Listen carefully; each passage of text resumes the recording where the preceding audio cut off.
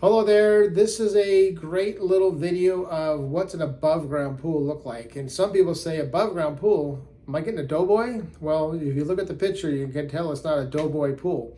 But anyway, this picture you're looking at is an above ground pool, and we do it for many reasons. A pool where it's raised above grade. Now, part of the pool goes below grade as well, but the front of the pool is elevated to create a spillover towards the house to create that water feature, which looks really cool, like you're looking at.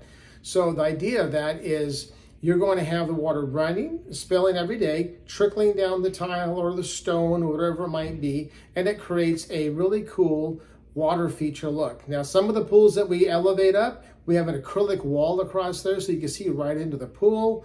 And sometimes the water spills over the glass coming towards the house. Sometimes it doesn't. It could just, water could come up and the glasses or acrylic is a little bit taller. And that's another look too. It's just a little bit less expensive to build that way. And some of the pools have these sunken fire pits. That's not a raised pool, that's just a sunken fire pit area. So the difference is that. So anyway, that's the difference of that's kind of the advantage of having a cool looking above ground pool. And it is not a doughboy, believe me, let me tell you.